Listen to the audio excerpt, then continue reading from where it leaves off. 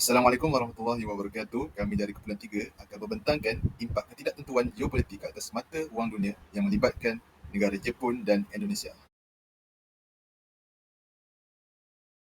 Pendahuluan. Kemudian kami telah memilih dua negara iaitu Indonesia dan Jepun. Indonesia merupakan negara kepulauan terbesar dunia yang secara geografinya terletak pada bukit yang strategik. Manakala Jepun pula di bahagian hujung timur tanah besar Rusia dan dipisahkan oleh Laut Jepun. Jenis negara bagi Indonesia merupakan negara yang membangun dan semakin menghampiri peringkat negara maju.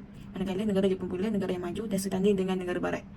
Populasi di negara Indonesia merupakan jumlah penduduk sekitar 260 juta orang. Indonesia adalah negara keempat paling ramai penduduk di dunia. Jepun pula, jumlah penduduk ini dianggap sebanyak 109 juta. Jepun mengalami pertumbuhan kadar penduduk yang tinggi.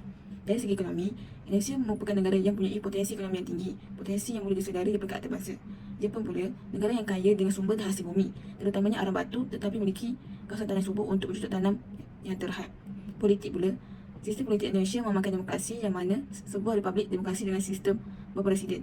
Jepun pula, sistem negara raja berbanggaan berdasarkan sistem British, parlimen di dewannya digelari kokai. Sekali adalah KDNK. Nilai KDNK Indonesia mengundi 0.57% daripada ekonomi dunia. Jepun pula, ekonomi kedua terbesar mengikut KDNK kasar, KDNK nominal dan kadar pertukaran pasaran. Jumlah penguatan mata wang bagi mata wang IDR adalah sebanyak 0.00287, manakala pada bulan Februari terdapat peningkatan purata mata wang IDR kepada 0.00288 dan kemudian semakin menurun kepada 0.00284 pada bulan April disebabkan risiko global yang meningkat oleh kerana kes COVID-19 melonjak di beberapa kawasan dalam tempoh tersebut. Maka pelabur mencari negara yang lebih selamat seperti US dollar untuk memindahkan modal mereka. Jumlah purata mata wang IDR meningkat semula kepada 0.0002888 pada bulan Mei dan kekal pada nilai yang sama pada bulan Jun, kemudian semakin meningkat kepada 0.0000293 pada bulan Ogos. Namun pada bulan September menurun kepada 0.00292. Hal ini disebabkan oleh kelembapan ekonomi global, pandemik yang terus mengganggu rantai bekalan dan ekonomi global dan memberi kesan kepada industri berorientasikan ekspor di Indonesia dan mengurangkan aliran masuk mata wang asing. Kemudian berlaku kenaikan pada bulan Oktober iaitu 0.0000293 dan kekal sama pada bulan November dan seterusnya meningkat kepada 0.0000294 pada bulan Disember. Seterusnya adalah status mata wang Jepun. Purata mata wang bagi yen mengalami penurunan secara berterusan dari bulan Januari sehingga Mac iaitu daripada 0.0389 kepada 0.0377. Hal ini disebabkan aktiviti pelancongan terjejas. Penurunan aktiviti pelancongan antarabangsa disebabkan oleh COVID-19 telah mengurangkan pendapatan mata wang asing dengan ketara. Kemudian berlaku peningkatan walaupun sedikit iaitu meningkat kepada 0.0378 pada bulan April. Hal ini disebabkan selepas berlakunya tempoh susut nilai adalah perkara biasa untuk melihat lantunan sementara ataupun pembetulan dalam kadar pertukaran. Namun pada bulan Mei hingga November 2021, mata wang yen terdapat penurunan secara berterusan. Mata wang yen telah menurun kepada 0.0377 pada bulan Mei sehingga menurun kepada 0.00366 pada bulan November. Penurunan berterusan ini berlaku disebabkan ketidakpastian politik. Walaupun Jepun kekal stabil dari segi politik, sebarang perkembangan domestik atau kebimbangan mengenai perubahan dasar boleh menjejaskan keyakinan pelabur buat sementara waktu dan membawa kepada pemindahan atau pelarian modal, sekaligus menyebabkan berlakunya kelemahan dalam kadar pertukaran.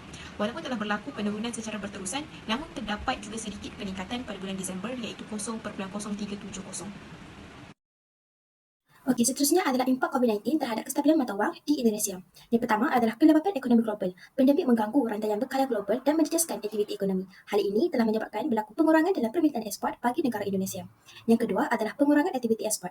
Pengurangan aktiviti ekspor menyebabkan aliran masuk mata wang asing turut menurun. Banyak negara mengalami kemerosotan dalam ekspor, terutama untuk komoditi dan perkhidmatan berkaitan pelancongan. Ini telah mengurangkan pendapatan mata wang asing. Oleh hal demikian, ini menyebabkan mata wang Indonesia turut lemah pada bulan-bulan awal pandemik.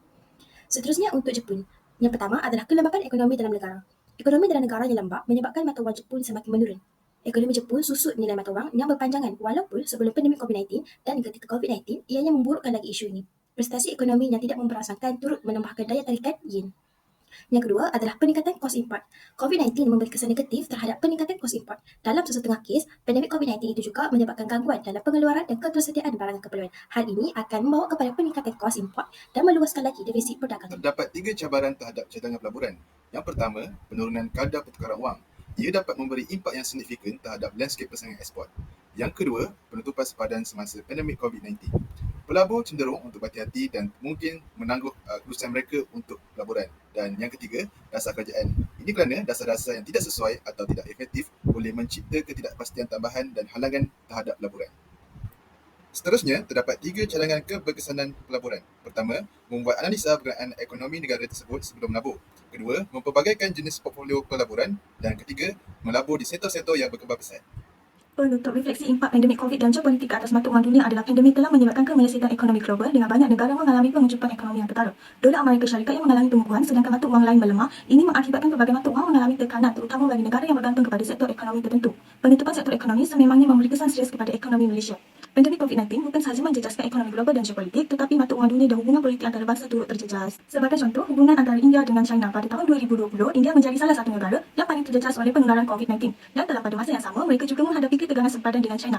Ini menunjukkan bahawa pandemik COVID-19 dan faktor geopolitik telah menyebabkan ketidaktentuan yang signifikan dalam pasaran kewangan global yang seterusnya mempengaruhi nilai mata wang dunia.